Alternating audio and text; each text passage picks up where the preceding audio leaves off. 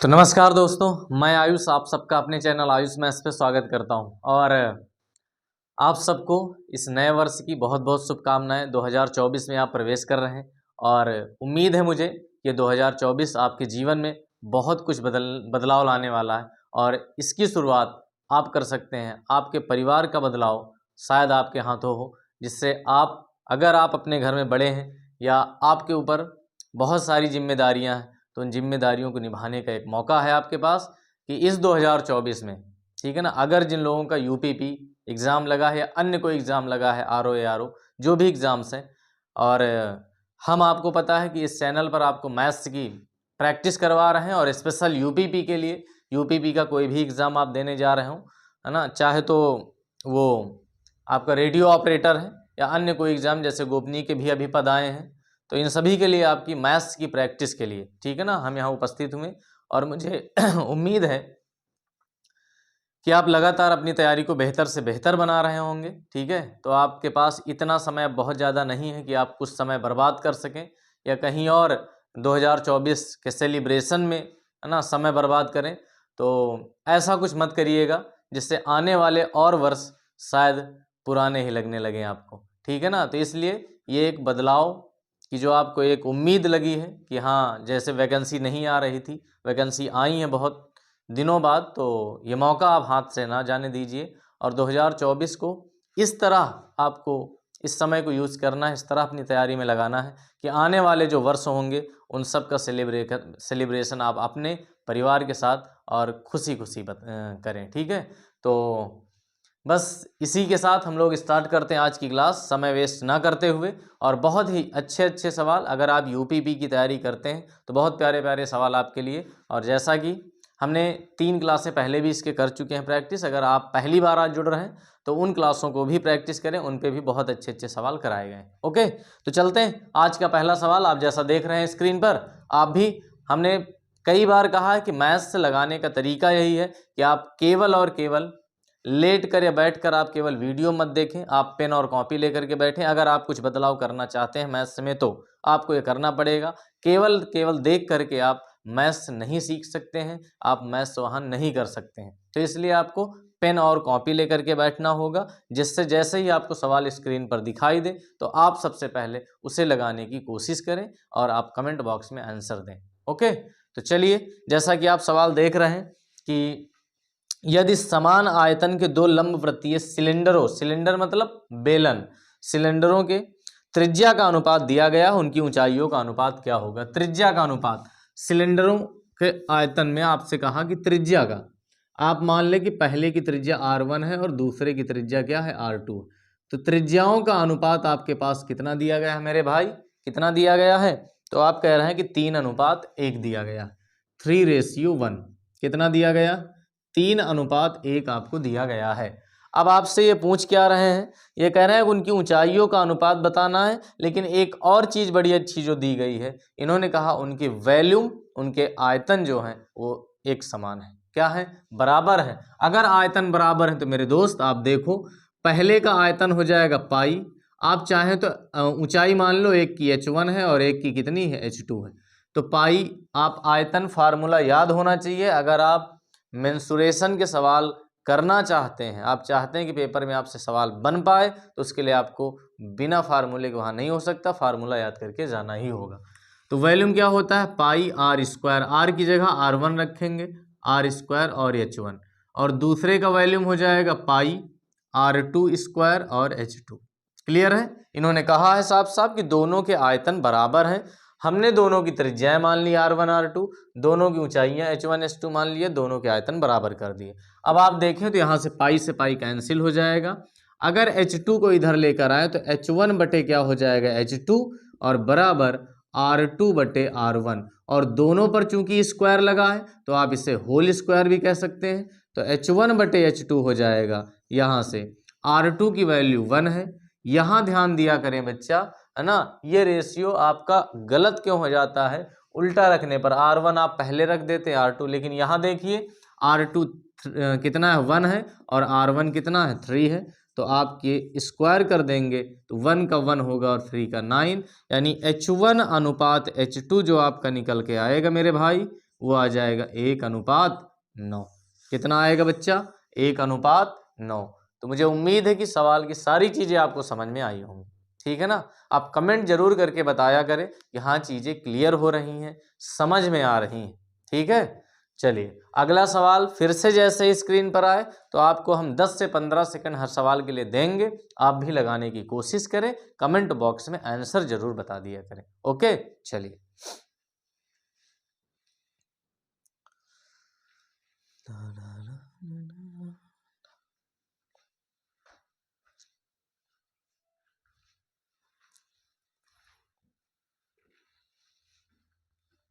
चलते हैं next question जो आपको दिख रहा है। बताइए इसका आंसर क्या होगा।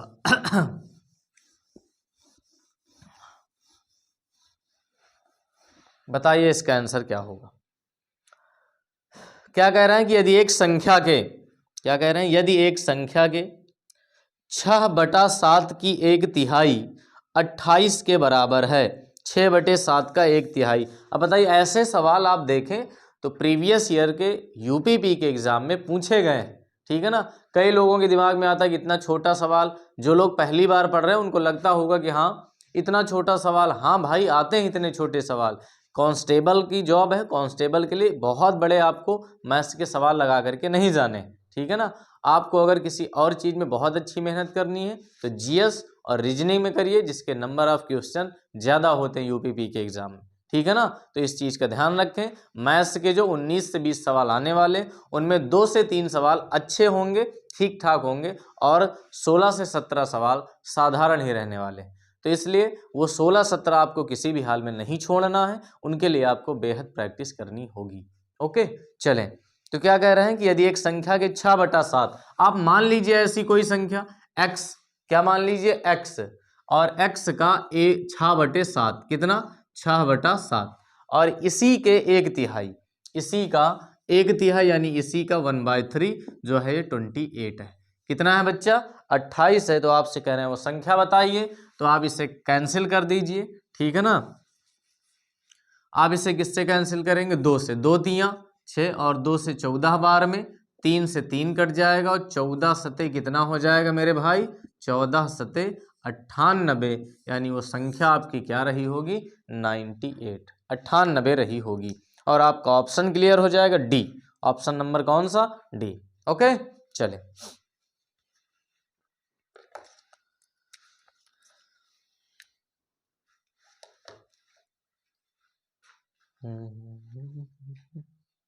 फिट है। चलिए नेक्स्ट क्वेश्चन बताइए क्या होगा इसका आंसर, ठीक है ना। थोड़ा सा तेज चलेंगे, जल्दी जल्दी लगाते रहिए आप भी, ठीक है ना। अधिक से अधिक सवालों की प्रैक्टिस करने की कोशिश करते हैं हम। ओके अगला सवाल जो आपका लासा मासक, बहुत प्यारा सवाल है। ऐसी शब्दावलियों के सवाल बच्चों से बहुत गलत होते हैं, ठीक है ना। चलिए बताइए इसका आंसर क्या होगा, ठीक है ना। कह रहा है कि यदि दो परिमेय संख्याओं का HCF यानी महत्तम समापवर्तक और LCM लघुत्तम समापवर्तक समान है तो वे निश्चित रूप से क्या हैं? बताइए, क्या वे अभाज्य संख्याएं हैं? अभाज्य संख्या का मतलब क्या हुआ? को प्राइम नंबर, वो प्राइम नंबर, कौन से नंबर? Prime number. और दूसरा सहअभाज्य संख्याएं हैं, यानी को प्राइम नंबर, संयुक्त संख्याएं हैं और समान संख्याएं। बताइए बच्चा क्या होंगे, ठीक है ना। बताइए क्या होंगे। ऐसी संख्याएं जिनके लासा और मासा बराबर है। अगर आपने लासा मासा पढ़ा है तो जब चैप्टर की शुरुआत की जाती तो ये छोटी छोटी बातें आपको समझा दी जाती हैं, बता दी जाती हैं। आप खुद सोचें, जैसे हमने कोई संख्या एक ले लिया 2 और 1 3, एक छोटे छोटे एग्जाम्पल से समझने की कोशिश करें। अगर 2 और 3 लेते हैं, आपसे कहते हैं इसका मासा बताइए, तो आप कहेंगे सर इसका मासा तो हो जाएगा कितना? 1, क्योंकि दोनों में कॉमन नंबर कुछ नहीं 1 के अलावा। लेकिन अगर हम आपसे लासा कहें तो आप लासा कहेंगे 3 दूना 6, इनसे कटने वाली संख्या 6 होगी। क्या लासा मासा बराबर है? नहीं। अब इन संख्याओं के बारे में आप ये कह सकते हैं कि ये को प्राइम नंबर भी है, सहअभाज्य। तो सहअभाज्य में ऐसा नहीं होता, हमेशा ऐसा कभी नहीं होगा कि उनके मासा और लासा बराबर हो। तो ये ऑप्शन तो आपका गलत है, ठीक है ना। अभाज्य संख्याएं भी हैं 2 और 3, 2 और 3 अभाज्य भी हैं, तो इनके भी लासा मासा नहीं होते। ऐसे सवालों का आंसर क्या सही होगा कि दोनों संख्याएं बराबर होनी चाहिए। बच्चा ध्यान से समझना, क्या होनी चाहिए, बराबर होनी चाहिए। जैसे हमने 4 और 4 ले लिया, तो 4 और 4 का मासा होगा बच्चा 4। कितना होगा, 4, क्योंकि दोनों को काटने वाली सबसे बड़ी संख्या, हाईएस्ट कॉमन फैक्टर, वो कौन होगा, तो 4 होगा। इससे बड़ा तो नंबर नहीं होगा, छोटा भी नहीं होगा, दोनों को काटने वाला बड़ा से बड़ा चाहिए। और दोनों से कटने वाला सबसे छोटा कौन चाहिए, तो दोनों से कटने वाला भी 4 है। 4 से 4 को काट सकते हो, 4 से भी 4। तो ऐसा सवाल, यानी जब लासा और मासा दोनों को बराबर की बात करें तो उसका आंसर हमेशा क्या होगा, समान संख्याएं होनी चाहिए। कैसी संख्याएं होनी चाहिए, इक्वल नंबर होने चाहिए। आपका ऑप्शन नंबर कौन सा करेक्ट हो जाएगा, डी। कौन सा ऑप्शन, ऑप्शन नंबर डी, ठीक है ना। तो लासा मासा का एक सवाल आपके यूपीपी में आना तय है, इस बात का ध्यान रखना, ठीक है। चलिए नेक्स्ट क्वेश्चन की ओर बढ़ते हैं। अगला बताइए।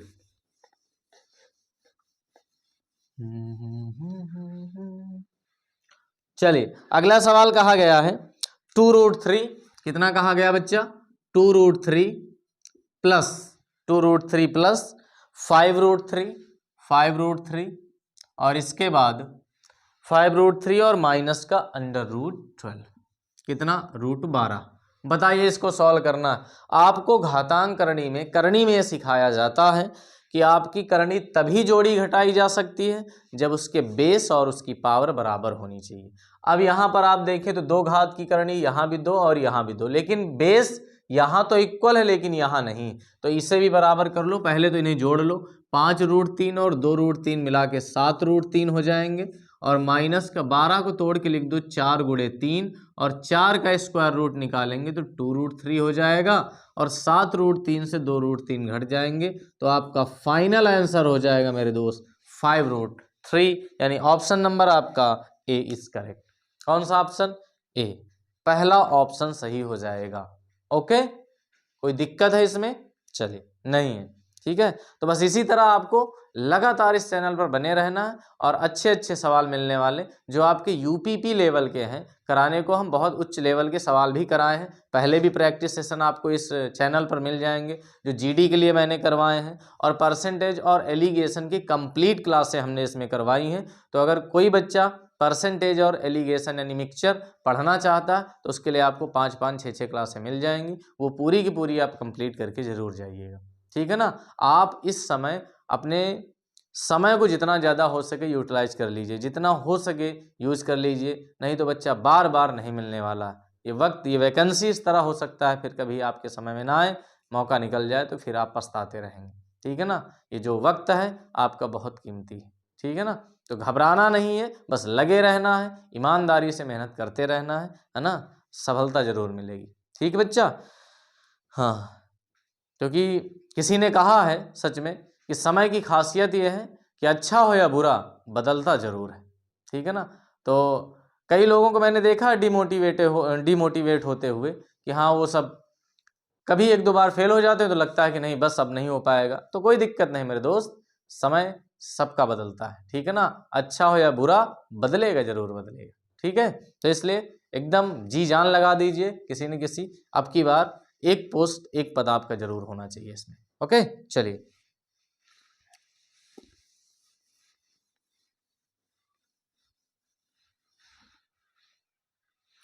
क्या कह रहा नेक्स्ट क्वेश्चन, आ गया कई लोगों का नहीं आया। ओके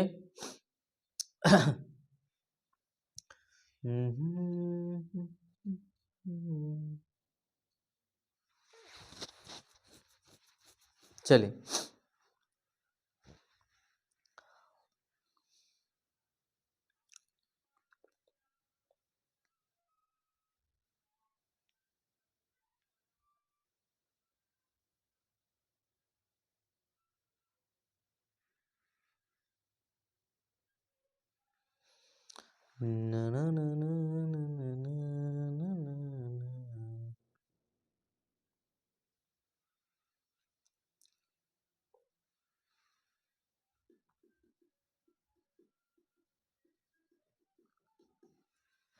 आया, लग जाना चाहिए था अब तक। कह रहे हैं कि 5 संख्याएं, कितनी संख्याएं मेरे दोस्त, 5 संख्याएं 12, 24, 35, 27 और 17, कितना 12, 24, 35, 27 और 17।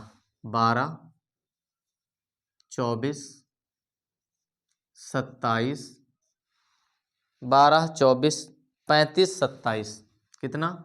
35, 27 और 17। ये आपकी कुछ 5 संख्याएं हैं और इन 5 संख्याओं का दिया गया है, क्या कहा? 5 संख्याएं इतना इतना दी गई, सेट के रूप में दी गई हैं। यदि सेट की प्रत्येक संख्या को 3 के साथ जोड़कर फिर 4 से गुणा किया जाता है तो सेट की नई संख्याओं का औसत क्या होगा? सेट की नई संख्याओं का औसत क्या होगा? बताइए बच्चा, जो कह रहे हैं वो करिए, उसके बाद औसत निकालिए। क्या निकालिए? औसत निकालिए। ठीक है, चलिए। कह रहे हैं कि प्रत्येक संख्या में आपको 3 जोड़ना है, उसके बाद 4 से गुणा करना है, उसके बाद आपको औसत बता देना है। तो जोड़ लीजिए। पहले आप सब में 3 जोड़िए। कितना जोड़िए? 3। और 3 जोड़ने के बाद गुणा करिए 4 से। 3 जोड़िए, उसके बाद गुणा करिए 4 से। ठीक है, ये काम आपको करना है। सभी संख्याओं में 3 जोड़ना है, 4 से गुणा करना है। प्रत्येक संख्या में 3 जोड़ना है। ठीक है, 27 और 3 हो जाएगा 30 गुणे 4 और 17 3 20 गुणे 4। ये है अब नई संख्याएं। कौन सी नई संख्या? सब में 3 से गुणा करके 3 जोड़ करके 4 से गुणा करना है। तो यहाँ हो जाएगा 15 चौको 60, यहाँ हो जाएगा कितना? 27 चौको 108 और फिर 38 चौको 152 और कितना? 30 चौको 120। क्लियर है? और 20 चौको 80। अब औसत कहता है, अगर आपको औसत निकालना आता है तो बड़ा आसान है। औसत कहता है सबका योग, सभी का योग और बटे संख्याएं कितनी? 5। और भी मैंने औसत के कई तरीके बताए हैं।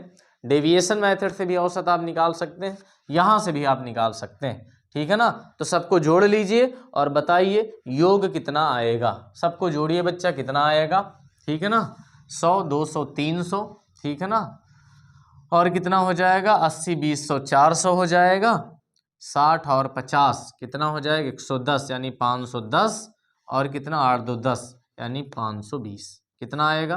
520 बटे 5 करेंगे तो कितना आ जाएगा? 5 एकम 5 और 5 चौको, यानी जो औसत आएगा वो 104 आएगा और आपका ऑप्शन करेक्ट हो जाएगा। कौन सा बच्चा? कौन सा ऑप्शन? Number B. कौन सा option? Option number B is correct. Okay, चलिए, बी ऑप्शन आपका करेक्ट हो जाएगा।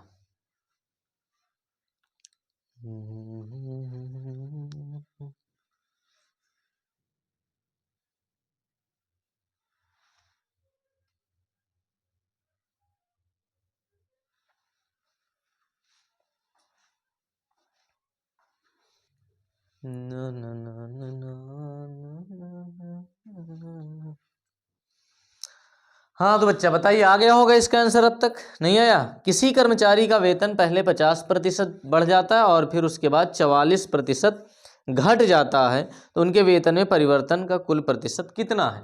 आपको अगर ये पता है कि जब भी कभी संख्या में, वेतन में, किसी भी चीज़ में सक्सेसिव परसेंटेज हो तो उसका formula x plus Y plus X into Y upon 100 होता है। इससे भी लगाते हैं और रेशियो मेथड से भी सवालों को लगाते हैं। ठीक है, रेशियो से भी लगाते हैं और इससे भी लगाते हैं। तो पहले 50% की वृद्धि हुई यानी प्लस का 50 और फिर 44% की क्या हुई है बच्चा? कमी, यानी माइनस का 44। ठीक है ना? प्लस और माइनस का गुणा करेंगे तो माइनस हो जाएगा। 50 गुणे 44 और बटे में कितना? 100। ओके, 50 से 44 घटाएंगे तो प्लस का 6 माइनस का 50 दूना और 2 से 22 बार, तो यहाँ हो जाएगा 22 और घटाएंगे तो माइनस का कितना हो जाएगा? 16। यानी 16% की कमी। माइनस क्या रिप्रेजेंट करता है? कमी को। ठीक है ना? कितने परसेंट की? 16% की कमी आ जाएगी। ठीक है, ऑप्शन नंबर बी सही हो जाएगा आपका। ऑप्शन नंबर कौन सा बच्चा? ऑप्शन नंबर बी सही हो जाएगा। बताइए।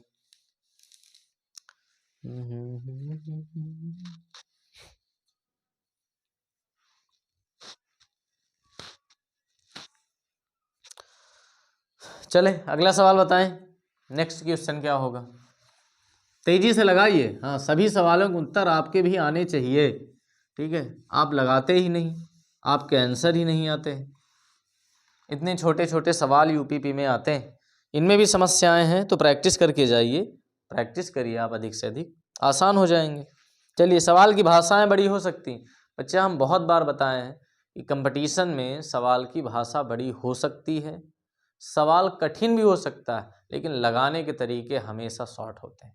ठीक है ना, उन्हें भी पता है कि 1 मिनट के अंदर 30 सेकंड में सवालों को लगाना होता है, इतना ही तो समय मिलता है आपको, तो फिर कैसे वो बहुत बड़ा लेंदी सवाल हो दे सकते हैं। ठीक है ना, तो हमने हर सवाल को, हाँ अलग बात है कि आपको उसके तरीके शॉर्ट ना पता हो, तो वो पता करिए, उन सवालों को लगाने के तरीके सीखिए। सवाल कठिन भी हो सकता है, सवाल बड़ा भी हो सकता है भाषा में, लेकिन सवाल का सल्यूशन कभी बहुत बड़ा नहीं होता कंपटीशन में, वनडे एग्जाम में, इस बात का ध्यान रखना।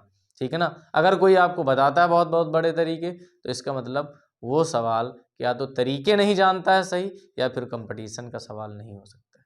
ठीक है ना, हर सवाल को 1 मिनट के अंदर ही लगाना आना चाहिए, ये सारे के सारे तरीके तुम्हें सीखने। क्या कह रहे हैं, अन्ना ने किसी बैंक में एक निश्चित राशि का निवेश किया जो साधारण ब्याज देता है। 2 साल के अंत में निवेश का मूल्य 240 रुपये, कितना, 240 रुपये था। 3 साल के बाद उसने 3 साल तक उसने और इंतजार किया और अंत में 420 प्राप्त हुआ, तो उसके द्वारा आरंभ में निवेश की गई राशि। चलिए, बहुत आसान सवाल है।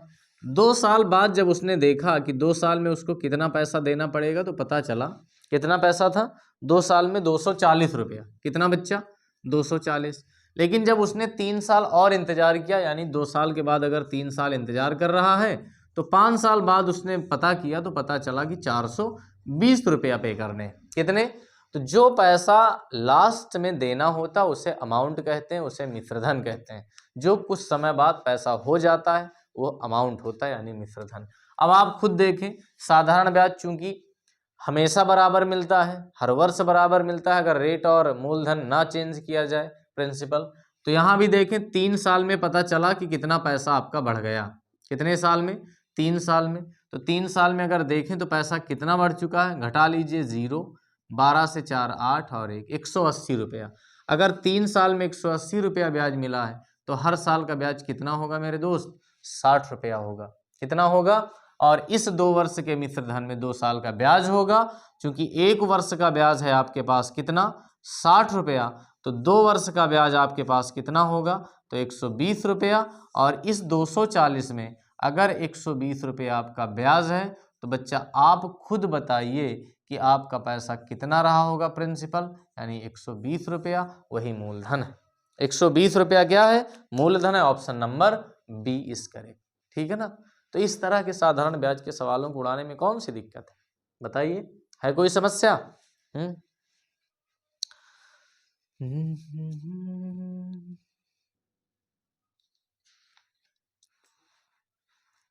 आगे चलिए, नेक्स्ट क्वेश्चन बताइए क्या होगा।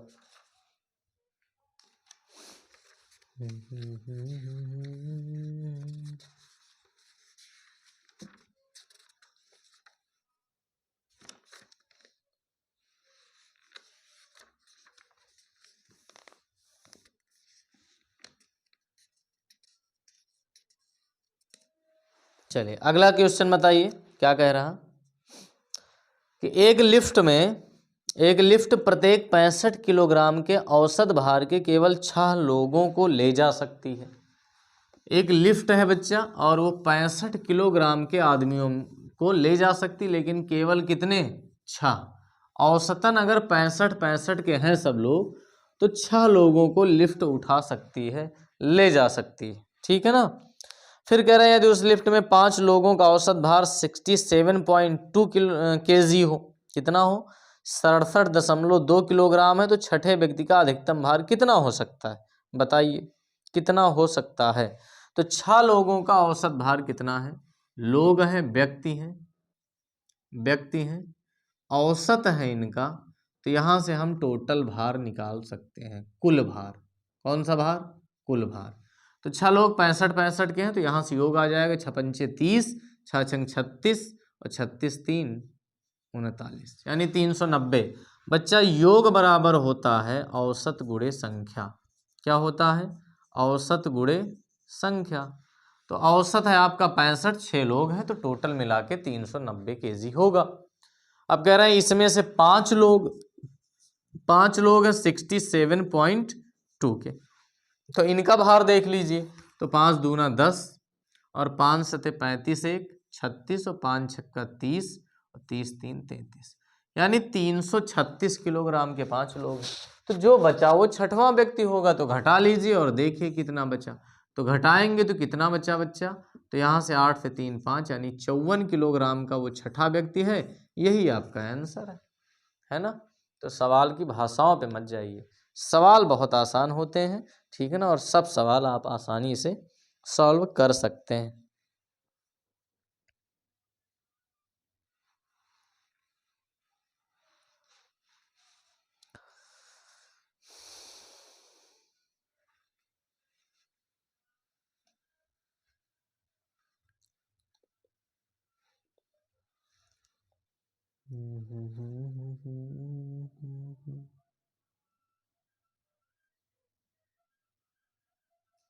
अगला बताइए, जल्दी से आंसर बताइए।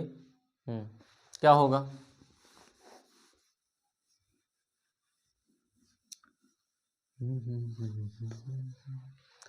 क्या कह रहे हैं सवाल? कह रहे हैं कि अधिकतम वेतन के लिए किसी व्यक्ति को किस वेतन वृद्धि वाले विकल्प को चुनना चाहिए। यानी 2 ऑप्शन दिए जा रहे हैं वेतन के अधिकतम में। बताइए, अगर आपको कहीं वेतन मिल रहा है और आपको कंपनी 2 तरह के ऑप्शन दे। एक कह रहे हैं कि हर तिमाही में वेतन में 10% की वृद्धि होगी, हर 3 माह में कितने की? 10% की। और हर एक ऑप्शन है कि हर साल वेतन में 40% की वृद्धि होगी। तो बताइए वेतन वृद्धि कितनी हो जाएगी, ठीक है ना, वेतन वृद्धि कितनी हो जाएगी। अगर आप 1 साल की बात हो रही है तो 1 साल में टोटल 10% के आपको 3-3 माह में या तो ले लीजिए, या फिर 1 साल के लास्ट में आप 4%, कितने? 4%, है ना। तिमाही लेंगे, कितने लेंगे? तिमाही लेंगे आप, तो आपको 1 साल के अंत में कितना मिलेगा? और 10% होगा, 10% तिमाही है।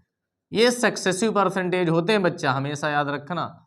और वार्षिक कितना बताया है? 40%, वर्ष में 40%। बताइए कौन सा लेना पसंद करेंगे?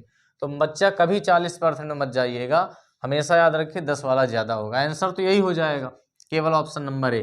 कैसे करना है? तो आपके पास कई तरीके, आप 100 मान के भी कर सकते हो, रेशियो मेथड से भी कर सकते हो, ठीक है। जैसे मान लो कितना 4 बार करना है तो 100 मान के भी कर लीजिए चाहे तो, या 1/10 हो जाएगा, तो 10 से 11 कितना मिलेगा? 10 से 11 हर तिमाही में, और 4 तिमाही होती है 1 साल में। कितनी तिमाही? 4, तो 4 बार चलेगी, यानी इसका घात 4 कर दो। कितना कर दो? 4। तो 10 का घात 4, तो 10 जी हो जाएगा इतना। और 11 का क्यूब करिए तो 13 31 होता है, और एक 11 से गुणा करेंगे तो 11 एकम 11, 11 तियाँ 33, 1 34, 11 तियाँ 33 और 3 कितना हो जाएगा? 36, और 11 एकम 11 और 3 14, ठीक है ना, हो जाएगा 14,641। अब आप बताइए कितना इंक्रीज हुआ है, टोटल परसेंटेज कितना इंक्रीज हुआ है? तो 10,000 14,000 पहुँच गया, यानी 4,641 बढ़ा है। किस पर बढ़ा है? 10,000 पर, परसेंटेज के लिए गुणे 100। तो यहाँ से पता चला कि 46.41% वृद्धि हुई, यानी टोटल 1 साल बाद इतना वेतन बढ़ेगा, और यहाँ 1 साल के अंत में ही 40% केवल बढ़ेगा। तो कौन सा आपको पसंद है, कौन सा लेना चाहेंगे? 10% के 4 लेना आप, ठीक है ना, हर तिमाही आपको मिलेंगे। ये यहाँ 40% मिलेगा, तो आपका फायदा किस में है? ऑप्शन नंबर ए में 10% के 3, ठीक है ना, ऑप्शन नंबर ए में।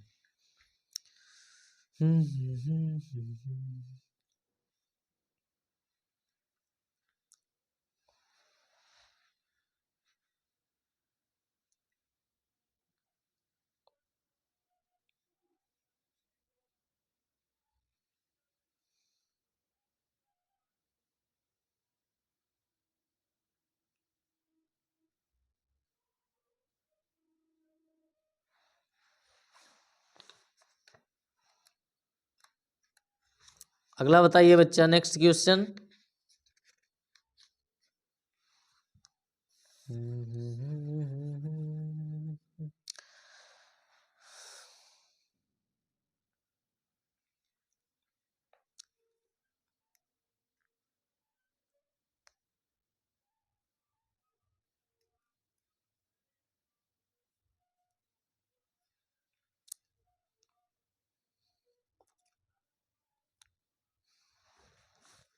बताइए क्या कह रहे हैं कि दो समरूप त्रिभुजों के क्षेत्रफलों का अनुपात। अब बताइए दो समरूप त्रिभुज, ठीक है ना, कैसे त्रिभुज, समरूप त्रिभुज जिनका रूप समान हो, है ना बच्चा।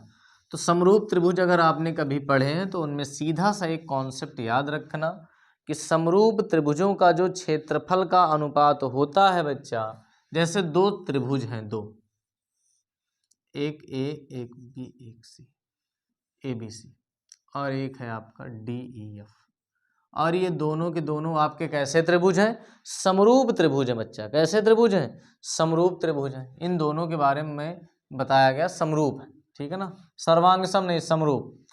अब समरूप का एक कॉन्सेप्ट याद रखिए कि हमेशा इनके क्षेत्रफल, त्रिभुज ए बी सी का क्षेत्रफल, त्रिभुज ए बी सी का क्षेत्रफल और बटे त्रिभुज डी ई एफ का क्षेत्रफल, दो त्रिभुज हैं तो त्रिभुज ए बी सी का क्षेत्रफल और त्रिभुज डी ई एफ का क्षेत्रफल हमेशा बराबर होगा उनकी संगत भुजाओं के अनुपात के वर्ग के। किसके बराबर होगा, उनकी संगत भुजाओं के, किसके, ऑप्शन दिया है, भुजाओं के अनुपात के बराबर, उनकी भुजाओं के अनुपात के वर्ग के बराबर, भुजाओं के अनुपात के घन के बराबर, या उनके उच्चतम अनुपात के बराबर। तो बच्चा हमेशा बराबर होते हैं उनकी भुजाओं के अनुपात के वर्ग के। किसके, जैसे ए बी संगत भुजा है किसके, डी ई के, तो डी ई हो जाएगा इसका वर्ग।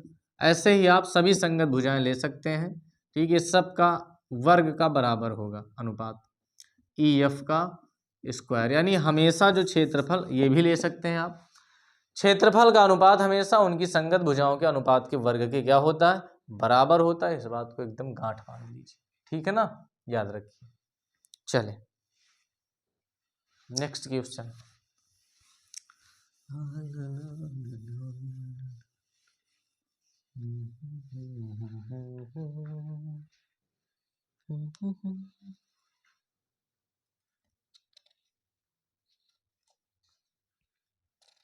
अगला है कि यदि दो संख्याओं का गुणनफल 864 है और उनका मासा 12 है तो लासा कितना होगा। बच्चा लासा मासा के ये सबसे ज़्यादा पूछा जाने वाला टाइप है, सबसे ज़्यादा, ठीक है ना, लासा मासा में आने वाला सबसे महत्वपूर्ण सवाल। देखिए आपको ये बहुत बार बताया गया है लासा मासा में कि अगर आपको दो संख्याएं दी जाए तो याद रखना पहली संख्या गुणे दूसरी संख्या और बराबर होता है एलसीएम इंटू एचसीएफ के। लासा और मासा के गुणनफल के क्या होता है, बराबर होता है। जब आप कॉन्सेप्ट पढ़ते हैं क्यों ऐसा होता तो भी हम वहाँ समझाते हैं, बताते हैं कहाँ से आती हैं चीज़ें। तो इन्होंने साफ साफ कह दिया कि दो संख्याओं का प्रोडक्ट दिया है गुणनफल 864, दोनों का गुणा करके दे दिया है 864 और बराबर एचसीएफ दिया है 12, तो एलसीएम बताना है। एक 12 है, एक बताना है आपको एलसीएम। बताइए 12 से काट दीजिए, 12 सत्ते 84, 12 दूना 24, यानी एलसीएम कितना हो जाएगा मेरे भाई 72, और option number B is correct. Okay, तो इस तरह के सवालों को सेकंड में उड़ाइए आप, क्या दिक्कत है। तो बस चीज़ों को ध्यान रखना है, प्रैक्टिस करते रहना है, ठीक है ना। अगला सवाल शायद बहुत बेहतरीन, सबसे अच्छा सवाल, ठीक है ना। इसी तरह के सवाल तो पूछे जाते हैं कांस्टेबल की एग्जाम में, ठीक है। देखें, कह रहा है कि कौन एक अपरिमेय, है ना, आपसे कह रहे हैं अपरिमेय संख्या बताइए कौन सी, इरेशनल नंबर कौन है अपरिमेय, ठीक है। अगर आप अपरिमेय पढ़े हैं तो बहुत आसानी से कर पाएंगे। पहला ऑप्शन है √12 और बटे में कितना है √3, √12 और बटे √3। दूसरा ऑप्शन मेरे भाई क्या है, दूसरा ऑप्शन है √4 अपान √25। और सी ऑप्शन क्या है बच्चा, तो सी ऑप्शन है √20 और बटे √4, √20 बटे √4, और अगला है √63 बटे √28। डी ऑप्शन है √63 और बटे √28। बताइए क्या होगा ये, ठीक है, बताइए भैया। √63 बटे अपरिमेय संख्या बतानी, अपरिमेय कैसी संख्या, अपरिमेय बतानी। चलिए, अपरिमेय वो सभी संख्याएं होती जो परिमेय नहीं होती, सिंपल सी परिभाषा हुई। अब परिमेय क्या होती है, तो परिमेय की 3 शर्तें याद रखिए आप हमेशा। कितनी शर्तें? 3। पहली शर्त क्या याद रखेंगे कि अपरिमेय संख्याएं क्या होती हैं, वो पी बाई क्यू के फॉर्म में लिखी जा सकती हूँ। किस फॉर्म में लिखी जा सकती हूँ? पी बाई क्यू के फॉर्म में। और दूसरी शर्त है कि q does not equal to 0 होना चाहिए, क्यू का मान 0 नहीं होना चाहिए। और तीसरा है पी और क्यू दोनों बिलोंग करने चाहिए, किसको? बिलोंग टू इंटीजर नंबर, दोनों के दोनों होने चाहिए पूर्णांक। क्या होने चाहिए? पूर्णांक। ये सबसे महत्वपूर्ण बात है, इसे जरूर तीनों याद रखना है। तीनों शर्तें जो फॉलो करेगा वही आपका रैशनल है, परिमेय है। ये है परिमेय। और जो परिमेय नहीं होगा बच्चा, वो हमेशा अपरिमेय होगा। रियल नंबर 2 टाइप के ही तो होते हैं, एक रैशनल एक इरैशनल, 2 तरह आप डिवाइड कर सकते हैं। ठीक है, तो बताइए फिर, अब बताइए, अब तो हो जाना चाहिए। चलिए देखिए, इसको बड़े आसानी से आप कर सकते हैं। आप चाहें तो इसे क्या लिख दें, 4 गुणे 12 को लिख दो 4 गुणे 3, और 4 का कितना बाहर हो जाएगा? 2। तो यहाँ से आ जाएगा 2√3/√3।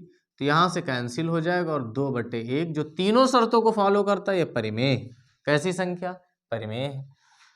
यहाँ जरा देखो आप, तो √4 की वैल्यू 2 आ जाएगी, और √5 की वैल्यू कितनी आ जाएगी बताइए?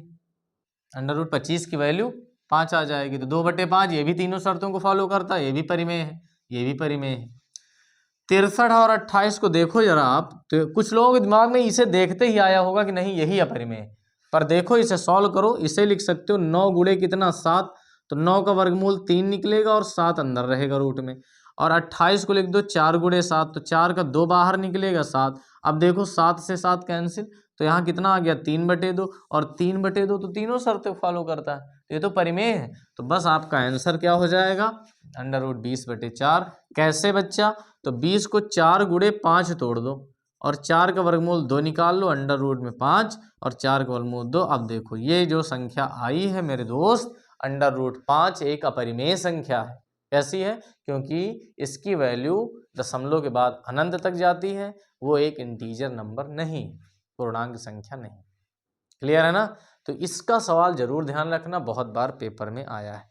ठीक है ना, बहुत बार पूछा गया है ऐसे सवालों को।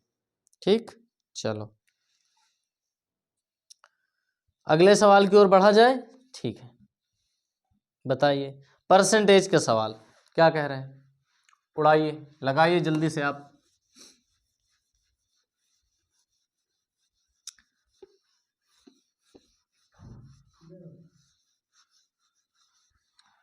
क्या कह रहे हैं? रख दो बहन, लेते क्या है? हाँ रखो आई।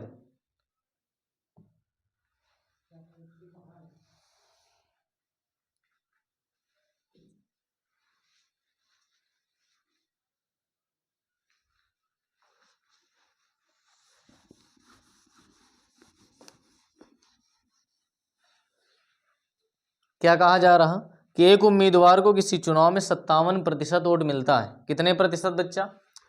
एक उम्मीदवार को 57% वोट मिला है। कितने प्रतिशत? 57। ठीक है, 57% वोट मिला है, और वह दूसरे उम्मीदवार को 6524 वोटों से हरा देता है। कितने वोटों से? 6524 वोटों से हरा देता है। तो दूसरे तो हारे हुए उम्मीदवार को कितने वोट मिले? हारे हुए उम्मीदवार को कितने वोट मिले? देखिए बड़ा आसान है, आपको याद रखना होगा ये चीज़ कि जो भी वोट डाले जाते हो अपने आप में 100% होते हैं। अगर एक को 57 मिले हैं तो दूसरे के पक्ष में बच्चा कितने वोट गए होंगे? 43। 100 से घटा लीजिए 43। अब हार और जीत, अगर हार जीत की बात हो रही है तो हार और जीत देखिए कितने परसेंट से, तो घटाइए कितना आ जाएगा? कितना आ जाएगा? 7 और 7 14, 14% से हार जीत हुआ है। कितने से? 14% से। और हार जीत वाले वोट दिए गए हैं पेपर, कितने दिए गए बच्चा? दिए गए 6524। 6524। तो 1% की वैल्यू कितनी हो जाएगी? तो 14 चौको 56 हो जाएगा। बचेगा कितना बच्चा? 9, और 14 छंग 84, फिर कितना आ जाएगा? 6 2 8, 14 छंग 84, यानी 1% की वैल्यू आ जाएगी 466। और हमें किसके वोट पूछे गए हैं? तो हमसे पूछा गया हारे हुए व्यक्ति के वोट। किसके? हारे हुए व्यक्ति के वोट, और हारे हुए को 43% की वैल्यू चाहिए, तो 43% बराबर कितना हो जाएगा, तो मल्टीप्लाई कर लीजिए 43 से, कितने से, 43 से, तो 43 से मल्टीप्लाई करेंगे तो कितना आएगा, 36 18, यानी इकाई में तो 8 आने वाला है, और आपके ऑप्शन में एक ही ऑप्शन ऐसा है जिसके इकाई में 8 है, ऑप्शन नंबर बी, यानी कितना, 20,038 वोट। कितने वोट, 20,038, ठीक है ना, 20,038। ये भी तुम्हें सोचना है मेरे दोस्त कि कहाँ गुणा नहीं करना है, ये भी तो सोचना है। अब गुणा आपको 43 का पहाड़ा नहीं आता, आपको 466 का पहाड़ा नहीं आता, तो आप क्या करेंगे, इकाई, यूनिट डिजिट, ठीक है ना। 4 ऑप्शनों में आप देखिए, एक ऑप्शन में ही है यूनिट डिजिट कितना, 8, तो वही तो करना है आपको, ठीक है ना, यानी आपका ऑप्शन 20 करेक्ट हो जाएगा। यही चीज़ें देखनी है कि ऑप्शन जो है उनका भी कैसे इस्तेमाल करना है, इसी को तो कहते हैं स्मार्ट स्टडी। स्मार्ट सोच होनी चाहिए, आपको आंसर तक जल्दी से कैसे पहुंचना है, ठीक है। आगे चलें, अगला सवाल बताइए जल्दी से, क्या होगा।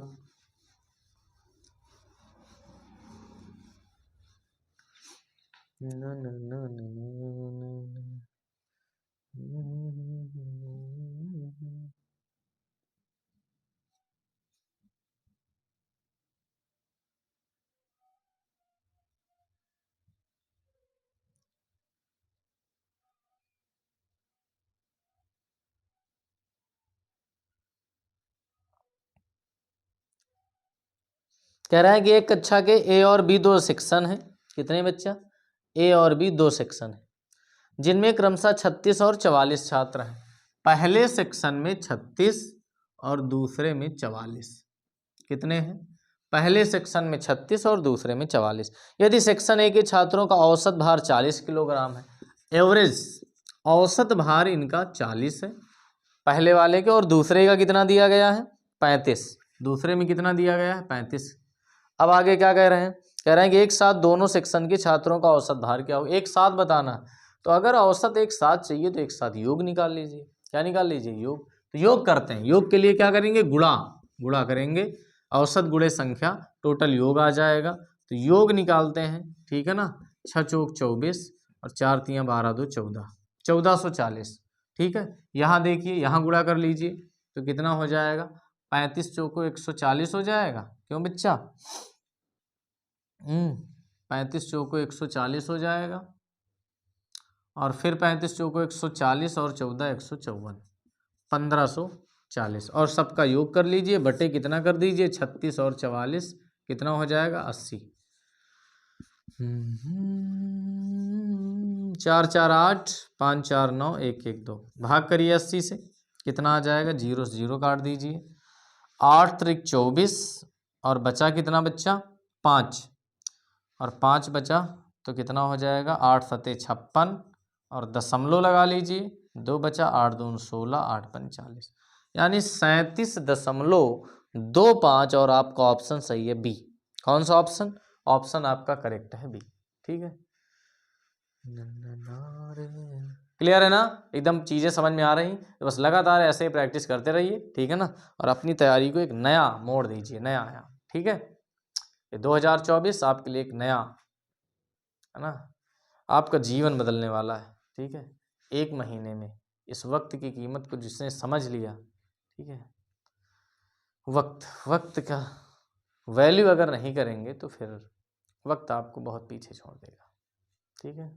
चलिए अगला सवाल बताइए जल्दी से।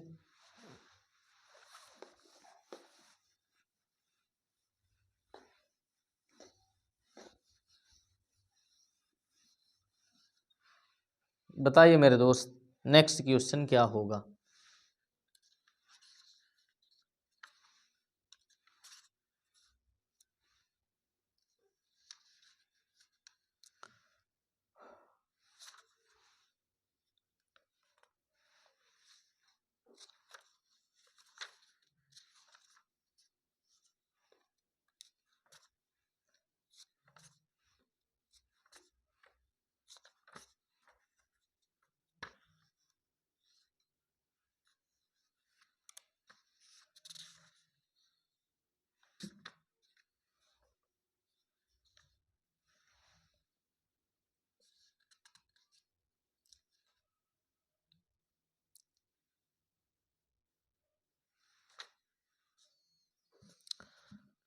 चलिए बताइए क्या कह रहे हैं कि ये दो संख्याओं b और 4b, दो संख्याओं b और 4b का औसत 10 है तो b का मान क्या होगा।